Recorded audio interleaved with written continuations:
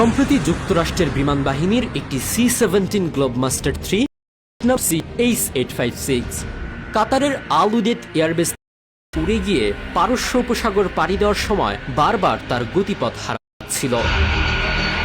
মাঝ আকাশে এভাবে অস্বাভাবিক পথ ধরে চলার কারণে যে কোনো সময় প্রাণঘাতী ভয়াবহ দুর্ঘটনায় পড়তে পারত বিশালদেহী C-17 পরিবহন বিমানটি। একটু এদিক ওদিক হলেই ক্রু আর রসদ সহ $340 মিলিয়ন অত্যাধুনিক এই এয়ারক্রাফটটির সলিল সমাধি ঘটতে পারত পারস্য উপসাগরে। এই অস্বাভাবিক গতিপথের পেছনে ছিল জিপিএস জ্যামিং, যা বিমানটির নেভিগেশন ব্যবস্থাকে মারাত্মকভাবে বিঘ্নিত করে ভুল পথে পরিচালিত হতে বাধ্য করে তুলেছিল। ইরান যে শুধু হুমকি দেয় না, তা যেন ট্রাম্পের চোখে আঙুল দিয়ে দেখিয়ে দিল এই ঘটনায়। বোমা মেরে ইরানকে উড়িয়ে দেওয়ার আগেই যে আমেরিকান ফাইটার আর যুদ্ধ জাহাজগুলো পথ হারিয়ে ফেলবে, তারই একটা নমুনা যেন এই সাম্প্রতিক ঘটনা। 2025 সালের এপ্রিল মাসেই ইরান ও যুক্তরাষ্ট্রের মধ্যে দীর্ঘদিনের সামরিক ও রাজনৈতিক উত্তেজনার পরিসরে দূরপাল্লার ক্ষেপণাস্ত্র আর ড্রোনের প্রচলিত যুদ্ধের বাইরে শুরু হয়েছে এই নতুন ধরনের এক যুদ্ধ।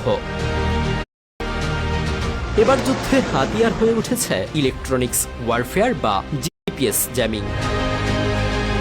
এদিকে আকাশ তো বটেই, এবার সমুদ্রেও নজর পড়েছে ইরানের। গত 4 এপ্রিল যুক্তরাজ্যের office of maritime trade operations জানিয়েছে, হরমুজ প্রণালী অতিক্রমের সময় একাধিক জাহাজের গ্লোবাল পজিশনিং সিস্টেম বা জিপিএস এবং অন্যান্য ইলেকট্রনিক নেভিগেশন ব্যবস্থায় বড় ধরনের বিঘ্ন ঘটেছে। এই সমস্যা প্রথমবার লক্ষ্য করা যায় স্থানীয় সময় দুপুর 12টা 33 মিনিটে। ধারণা করা হচ্ছে এই জিপিএস সিগন্যাল জ্যামিং এর পেছনে রয়েছে ইরানের সক্রিয় ইলেকট্রনিক হামলা। বর্তমানে এই জ্যামিং কার্যক্রমের অন্যতম লক্ষ্যস্থল হল বিশ্ব বাণিজ্যের গুরুত্বপূর্ণ পথ হরমুজ প্রণালী, যেখান দিয়ে প্রতিদিন বিশ্ব তেলের প্রায় 20% সরবরাহ হয়। এ পথে চলাচলকারী জাহাজগুলোর ক্যাপ্টেনদের জিপিএস এর যে কোনো ঘটনা ঘটলে তা দ্রুত অবহিত করার জন্য নির্দেশনা দেওয়া হয়েছে। এই প্রণালীটিকে এভাবে এড়িয়ে চলাও এতটা সহজ নয়। হরমুজ প্রণালী বাদ দিয়ে জাহাজগুলোকে বিকল্প পথে যাত্রা করতে হলে আফ্রিকার দক্ষিণ প্রান্তের কেপ অফ গুড হোপ হয়ে যাতায়াত করতে হবে। এই বিকল্প পথে চলতে গেলে হরমুজ অতিক্রম করতে জাহাজগুলোর প্রায় 10 দিন বেশি সময় লেগে যাবে, যা জ্বালানি খরচ এবং পরিবহন ব্যয় উল্লেখযোগ্যভাবে বৃদ্ধি করে।